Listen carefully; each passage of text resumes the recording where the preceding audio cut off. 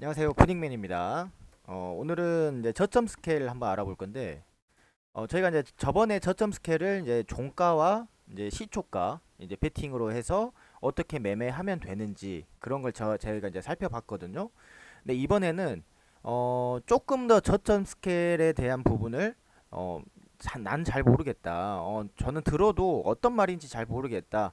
어느 정도 좀 하신 분들은 주식을 오랫동안 하시고 어느 정도 이제 저점과 뭐 눌림이라든지 돌파라든지 이런 부분을 알고 계신 분들은 조금 어, 이해가 가실 수도 있는데 아직은 이제 초보자 분들은 이해가 좀 안 될 수도 있어요. 그렇기 때문에 조금 더 자세하게 저점 스케일이 뭔지 아니 저점 스윙이 뭔지 저점 스케일이나 스윙이나 똑같은데 내가 스윙으로 했을 때는 일봉을 보고 하는 매매이고 내가 스케일을 할 때는 저점 스케일을 할 때는 내가 분봉을 보고 하는 매매인데 그런 부분만 차이가 있지 저점이라는 단어가 똑같기 때문에 그 저점이라는 단어가 혹시 무엇인지 그걸 한번 알아볼까 하는데 예를 들어볼게요. 양봉이 하나가 뜨면서 이제 수급이 들어옵니다. 그러면 매수세가 당연히 매도세보다 더 높구나 더 많구나 하는 부분이겠죠. 그러면서 양봉이 뜰 거고 연속된 양봉이 뜰 수가 있어요. 이런 식으로 또 연속된 양봉이 뜰 수가 있죠. 그러면 이걸 보고 뭐란다? 3양봉, 2양봉, 1양봉 이런 식으로 수급이 3일 동안 연속해서 지금 일봉을 보고 계신다고 보면 됩니다. 그렇게 되는데 실질적으로 여기에서 이제 눌림이 한번 뜨겠죠. 어느 정도 상승을 하게 되면 반드시 눌림이 뜨게 돼 있어요. 이런 식으로. 그러면 그게 전체적으로 눌릴 수가 있고 반만 눌릴 수가 있고 한 3분의 1 정도만 눌릴 수 있고 이걸 이제 눌림이라고 합니다. 저희가 항상 기본적인 부분은 이렇게 하고 가야 좀 더 마음이 편하겠죠. 그러면서 한 번 더 이제 양봉이 형성이 될 건데 이렇게 기술적 반등만 나오고 하락을 할 수가 있고요. 아니면 그 부분을 돌파를 할 수가 있습니다. 이런 식으로. 이게 돌파를 하게 되면 또 삼양봉이라는 부분이 나왔죠. 뭐 이양봉이 나올 수도 있어요. 그건 크기에 따라 또 다르기도 하고. 그럼 이 부분을 보고 뭐라고 하냐면 이제 돌파라고 합니다. 돌파 우리가 매매를 할 때도 항상 이 저항벽을 보고 매매를 한다고 보시면 돼요. 그럼 이걸 이제 저항벽이라고 하죠. 저항벽을 이제 뚫게 되니까 이건 돌파 매매구나 라고 생각을 하시면 됩니다. 그럼 또 한 번 더 눌림이 뜨게 되죠. 이런 식으로. 그럼 이걸 보고 또 뭐라고 한다? 눌림이라고 한다. 그럼 이렇게 눌림과 돌파는 우리가 정확하게 알아요. 근데 눌림과 돌파는 아는데 도대체 저점은 뭐냐? 저점은 우리가 저점에 있다고 해서 저점이 아니라 한번 기술적 반등이 떠요.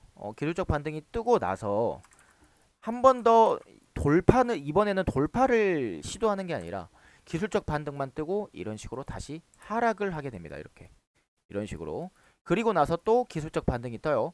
어느 정도 하락을 하게 되면 당연히 기술적 반등을 뜨는 거는 당연하다고 생각을 하시면 돼요. 뭐 이런 식으로 또 다시 하락을 합니다. 이런 식으로. 그럼 계속해서 이 하단 라인이 깨지면서 하락을 하겠죠. 그럼 어떻게 된다? 이런 식으로 계단식 하락이 되는 거예요. 이렇게 계단식 하락으로 이런 식으로 하락했다가 기술적 반등 올랐다가 하락했다가 기술적 반등 올랐다가 하락했다가 이런 식으로 해서 우하향 차트를 만들게 되는 거죠. 그러면 이것도 하나의 차트라고 볼 수 있는데 실질적으로 이걸 보고 뭐라고 한다? 기술적 반등이라고 한다. 그러면 우리가 이제 저점이라는 걸 보고 뭘 보고 저점이라고 하냐면 실질적으로 그 눌림보다 아래 있는 구간을 보고 이제 저점이라고 하는데 예를 들어 볼게요. 이 부분이 눌림이기 때문에 그럼 이 부분을 깨고 나서 나오는 부분 있죠. 이 부분을 저점 1이라고 합니다. 말 그대로 이 눌림 부분이 있는데 그 눌림 부분을 하단 라인을 깨고 다시 생기는 다시 이제 기술적 반등이 생기는 부분이겠죠. 그러면 이 양봉이 먼저 튀어나와야 기술적 반등이 이제 올라오겠구나라는 예측을 할 수가 있겠죠. 그럼 그 부분을 보고 이제 저점 1이라고 하는데 그러면 또 다시 하락을 했죠. 하단을 깨고 하락을 했는데 다시 또 기술적 반등이 나오게 됩니다. 이런 식으로 뭐 2양봉이 나올 수도 있고 3양봉이 나올 수도 있고 그러면서 이 부분을 보고 이제 또 다시 뭐라고 하냐? 저점 2라고 합니다. 그러면 어느 정도 이제 하락을 하다 보면 언젠가는 뚫게 돼 있어요. 왜냐하면 이게 계속해서 계단식으로 하락을 하면서 계속해서 내려올 수는 없어요. 뭐 어느 순간 뚫게 되는 부분이 나오는데 그 뚫게 되는 부분을 보고 삼각 수렴이라고 합니다. 그러면 우리가 저점 1에서 들어갈 거냐? 저점 2에서 들어갈 거냐? 눌림에서 들어갈 거냐? 돌파에서 들어갈 거냐? 이런 부분만 우리가 차이점을 두고 돌파 매매, 눌림 매매, 저점 매매라고 보시면 되는데, 그럼 저점 스케일이 뭐냐? 저점 스케일이라는 거는 정확하게 말하면 이 저점 1이나 저점 2부터 저점 1이나 저점 2부터 들어가는 매매, 양봉에서 들어가는, 바꾸겠게요. 양봉에서 들어가는 매매라고 보시면 됩니다. 그러면 내가 저점 1에서 들어갈지 저점 2에서 들어갈지 어쨌든 그 양봉에서 들어가는 건데, 그러면 실질적으로 제가 이제 매매를 한 걸 통해서 한번 봐볼게요. 어떤 식이냐면, 예를 들어볼게요. 내가 저점 눌림에서 들어간다고 하면, 예를 들어서 상승을 했어요. 상승을 하고 눌림이 떴죠. 그럼 이게 이제 눌림이죠. 내가 만약에 이 눌림에 첫 양봉에서 들어간다고 하면 이쪽에서 들어가겠죠. 근데 그게 아니라 이 하단 부분을 깨는 저점 1에서 저점 1에 대한 양봉에서 들어가게 되면 이 부분에서 들어가게 된단 말이에요. 근데 내가 그걸 물렸어요. 물리면 어떻게 되죠? 저점 새끼리 바로 이렇게 올라간다라는 보장이 없죠. 눌림에서는 애초에 내가 눌림에서 매매를 하게 되면 손절가를 두고 매매를 해요. 왜냐하면 너무 높게 위치가 형성되어 있기 때문에. 근데 우리가 저점에서 매매를 한다라고 하면 그건 보통 분할 매수를 쳐서 매매를 하게 됩니다. 그럼 왜 분할 매수를 칠 수 있냐? 돌파는 너무 높아요. 예를 들어서 돌파라는 부분은 내가 이쪽 부분을, 이 상승한 저항 부분을 돌파를 했을 때 내가 매매를 하잖아요. 그러면 실질적으로 너무 하단 라인이 열려 있기 때문에 내가 손절가를 좀 짧게 두고 매매를 하는 거예요. 이 정도 내가 손절가를 두겠다, 뭐 이런 식으로 내가 손절가를 두고 한단 말이에요. 근데 눌림도 마찬가지예요. 눌림도 높은 위치가 형성되어 있기 때문에 어느 정도 나는 이 양봉에서 깨지면 손절을 하겠다라고 해서 이런 손절가를 두고 하는 매매 방식이에요. 그럼 눌림과 돌파는 손절과 이제 익절을 하는 방식인 거고, 이런 저점 스케일은 저점 1에서 한 번 더 들어가고 저점 2에서 분할 매수를 한 번 더 쳐서 상승하게 되면 먹는 방식. 그러면 예를 들어서 여기도 마찬가지예요. 한 번 상승을 했어요. 한 번 더 매매를 했죠. 제가 사고 팔았죠. 그 다음에 다시 상승을 하고 눌림이 떴어요. 그리고 다시 상승을 했고요. 이거 돌파를 한 거죠. 한마디로. 다시 눌림이 뜹니다. 눌림이 뜨는데 실질적으로 이 부분은 그럼 여긴 눌림 아닌가요? 이렇게 생각을 할 수 있지만, 실질적으로 여기가 한 부분이 저점이 형성이 되어 있기 때문에 이걸 깨지는 부분 첫 양봉에서 들어갈 수도 있어요. 근데 여기서 안 들어가게 된다고 하면 이쪽 부분에서 들어가는 게 저점 1이에요. 이거는 좀 헷갈릴 수 있는데, 내가 저점에서 들어간다라고 생각을 하고 항상 그 부분을 생각을 하시고 들어가시면 되는데, 예를 들어볼게요. 이 부분도 보면 이 부분이 깨지고 이제 생기는 거죠. 이제 저점이 생기는 거죠. 여긴 눌림이라고 하면 되고요.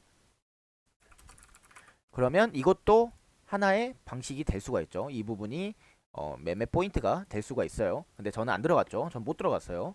보이지 않았기 때문에. 이 부분도 마찬가지예요. 똑같이 눌림이 깨진 부분을, 첫 양봉이 뜨는 부분을 들어가는 게 저점 1에서 들어간다. 이렇게. 그럼 들어갔다가 바로 종가에 나왔죠. 그럼 여기 부분도 마찬가지예요. 눌림이 하나 있고 그 부분을 깨지는 부분, 그 다음에 첫 양봉이 생기는 부분에서 들어가고 짧게 기술적 반등 포인트를 먹는 거예요. 그럼 예를 들어 여기도 마찬가지예요. 여기 부분이 깨지고 나서 저점 1에서 들어갔고 저점 2에서 분할 매수 친 다음에 먹은 거예요. 예를 들어 여기도 마찬가지로 저점 1에서 들어갔죠. 왜냐면 이 부분이 깨졌기 때문에. 눌림 부분이 깨지고 나서 저점 1에서 형성되는 첫 양봉에서 들어갔다가 기술적 반등에서 뺐죠. 근데 이거는 만약에 내가 조금 더 길게 보다가 익절을 못하게 된다? 그럼 이쪽에서 분할 매수를 쳐주셔야 돼요. 근데 이거 같은 경우는 저는 이제 좀 짧게 본 거죠. 여기도 마찬가지입니다. 여기도 마찬가지로 이렇게, 예를 들어서 이런 부분은 조금 오점이 날 수가 있죠. 이런 부분은 바로바로 다 올라오는데, 예를 들어서 이렇게 하단 라인이 크게 형성되는 부분이 있어요. 예를 들어서 그러면 어떤 식으로 되냐면 이렇게 계단식으로 갈 수도 있고, 이런 식으로 기술적 반등이 없이 내려올 수도 있습니다. 그러다가 조금 기술적 반등 한번 뜨고 다시 한번 내려왔죠. 그럼 이렇게 되면 이거 같은 경우는 내가 예를 들어서 분할 매수를 3번 친 거예요. 하나, 둘, 셋 쳤는데 또 내려와요. 그러면 내가 나는 이거를 또 계속해서 분할 매수를 치기에는 비중이 너무 많이 들어간다는 게